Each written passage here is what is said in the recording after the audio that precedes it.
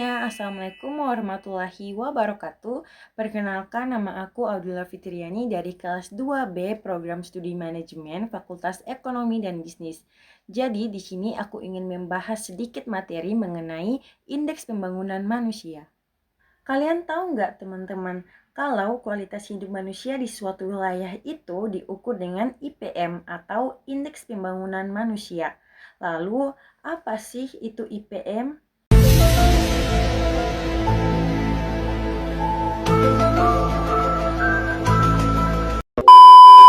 Indeks Pembangunan Manusia atau biasa disingkatkan dengan IPM menggambarkan tingkat pencapaian pembangunan manusia sebagai dampak dari kegiatan pembangunan di suatu daerah atau wilayah. Indeks pembangunan manusia adalah mengukur capaian pembangunan manusia berbasis sejumlah komponen dasar kualitas hidup melalui pendekatan 3 dimensi dasar yang mencakup umur panjang dan sehat, pengetahuan, dan kehidupan layak. Untuk mengukur dimensi kesehatan digunakan angka harapan hidup waktu lahir.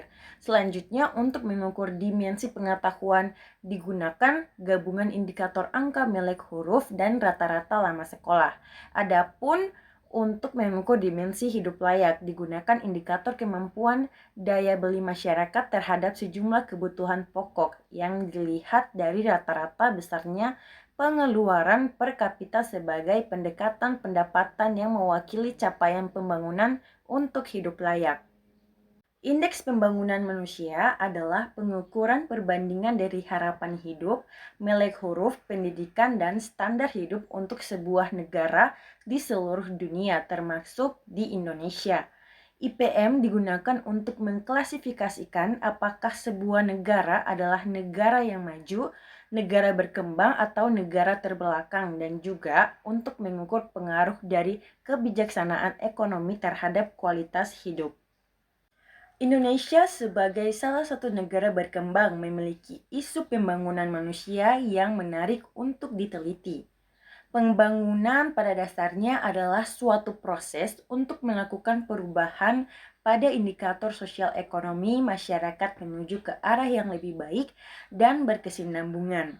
Dalam menetapkan indeks pembangunan manusia mencakup 3 bidang, yaitu kualitas tingkat pendidikan, kesehatan, dan juga ekonomi.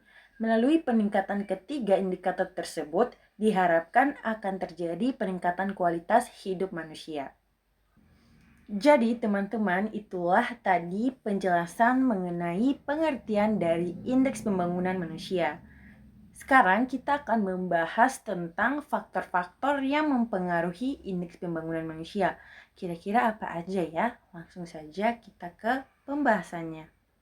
Faktor-faktor yang dapat mempengaruhi indeks pembangunan manusia dibagi dalam 3 dimensi utama dan faktor pendukung lainnya, yaitu ada faktor kesehatan dibagi dalam beberapa golongan. Yang pertama ada umur harapan hidup atau UHH. Ini mencerminkan kondisi kesehatan masyarakat. Semakin tinggi UHH, semakin sehat masyarakatnya. Kemudian yang kedua ada akses terhadap layanan kesehatan. Ini termaksud ketersediaan fasilitas kesehatan seperti puskesmas, rumah sakit, tenaga medis, dan obat-obatan. Yang ketiga, sanitasi dan air bersih. Lingkungan yang sehat berkontribusi pada pencegahan penyakit. Kemudian yang keempat, ada gizi masyarakat. Kurangnya asupan gizi terutama pada ibu hamil dan anak-anak dapat menghambat pertumbuhan dan kualitas hidup. Kemudian yang terakhir, program imunisasi dan pencegahan penyakit. Ini mengurangi angka kematian dan penyakit menular. Faktor selanjutnya yaitu faktor pendidikan. Yang pertama, rata-rata lama sekolah atau biasanya disingkatkan dengan RLS. Ini mengukur kualitas pendidikan yang telah dicapai penduduk usia dewasa. Kemudian, harapan lama sekolah atau biasanya disingkatkan dengan HLS. Ini menggambarkan prospek pendidikan bagi anak-anak di masa depan. Kemudian ada pun akses pendidikan, ketersediaan sekolah, guru, dan fasilitas yang memadai. Kemudian ada kualitas pendidikan, Kurikulum, metode pengajaran, dan pelatihan guru memengaruhi hasil pendidikan. Adapun partisipasi sekolah, tingkat partisipasi dan penyelesaian pendidikan di semua jenjang SD, SMP, dan SMA. Yang terakhir, kesenjangan wilayah. Ini pada akses pendidikan di daerah terperincil seringkali lebih rendah dibanding perkotaan. Selanjutnya ada faktor standar hidup layak atau ekonomi. Dibagi menjadi beberapa golongan juga teman-teman. Yang pertama ada pendapatan nasional bruto atau PNB per kapita. Semakin tinggi pendapatan, semakin besar daya beli masyarakat. Yang kedua, kesempatan kerja. Masyarakat yang memiliki pekerjaan cenderung memiliki akses terhadap kebutuhan dasar.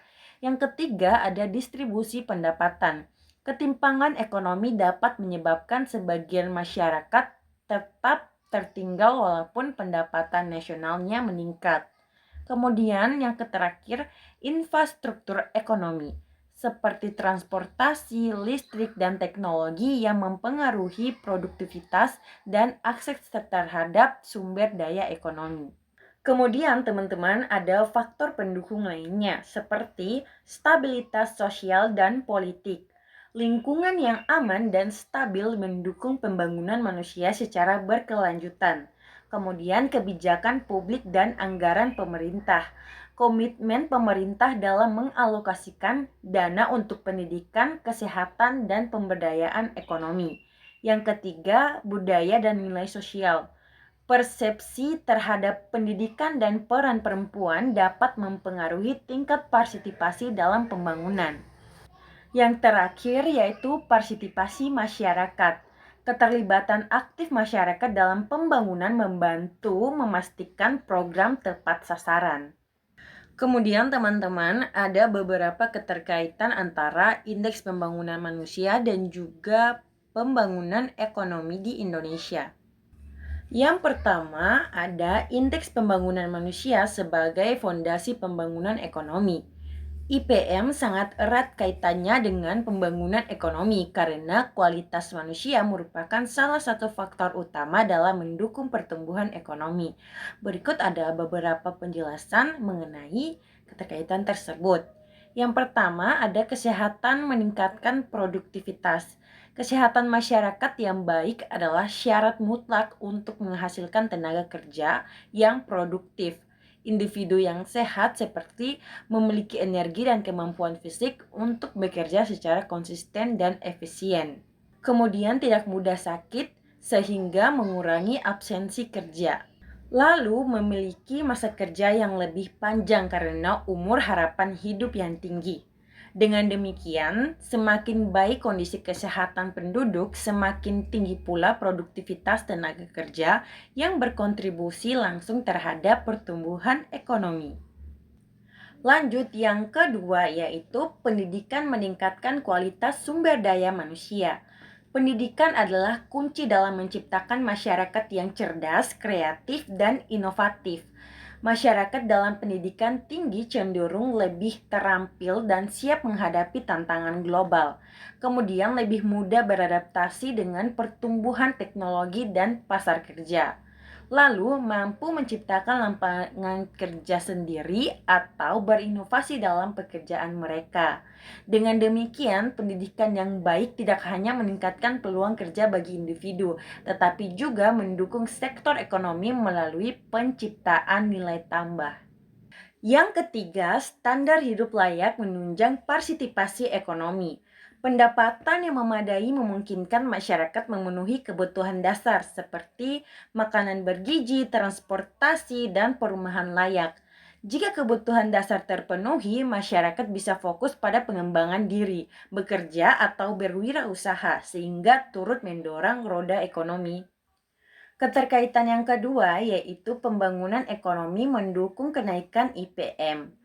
Pembangunan ekonomi yang kuat memberikan dasar finansial bagi negara atau daerah untuk meningkatkan IPM. Beberapa bentuk kontribusi pembangunan ekonomi terhadap peningkatan IPM antara lain yaitu partisipasi pendapatan negara. Dengan pertumbuhan ekonomi, pendapatan negara melalui pajak, ekspor, dan investasi meningkat. Pendapatan ini dapat digunakan untuk meningkatkan kualitas layanan pendidikan dan kesehatan. Kemudian membangun infrastruktur publik seperti jalan, listrik, dan internet. Kemudian meningkatkan jaminan sosial dan program bantuan untuk masyarakat miskin. Selanjutnya ada penyerapan tenaga kerja. Pembangunan ekonomi sering disertai dengan peningkatan sektor industri, jasa, dan pariwisata yang membuka lapangan kerja baru. Semakin banyak masyarakat yang bekerja, semakin tinggi daya beli mereka dan semakin meningkat pula standar hidupnya. Kemudian pemerataan pembangunan. Jika dikelola dengan baik, pembangunan ekonomi dapat didistribusikan secara merata antar wilayah. Hal ini yang mendorong peningkatan IPM di daerah-daerah yang sebelumnya tertinggal. Keterkaitan yang ketiga yaitu hubungan timbal balik. Indeks pembangunan manusia dan pembangunan ekonomi saling mempengaruhi. Hubungan antara IPM dan pembangunan ekonomi bersifat saling mempengaruhi dan saling memperkuat. IPM bukan hanya hasil dari pembangunan ekonomi, tetapi juga merupakan prasyarat untuk menciptakan pembangunan ekonomi yang berkelanjutan.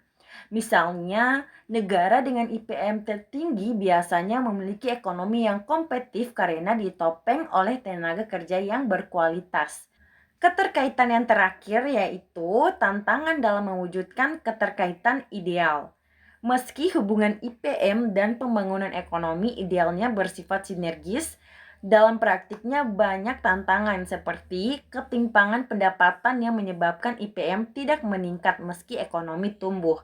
Kemudian korupsi dan birokrasi yang membuat anggaran pembangunan tidak efektif. Kemudian ketergantungan pada sektor ekonomi ekstraktif seperti tambang yang tidak berkontribusi pada pendidikan dan kesehatan jangka panjang. Oleh karena itu, pembangunan ekonomi harus diarahkan pada pembangunan manusia secara inklusif, bukan sekedar mengajar angka pertumbuhan ekonomi. Baik teman-teman, jadi mungkin itu dia tadi penjelasan mengenai indeks pembangunan ekonomi dari saya.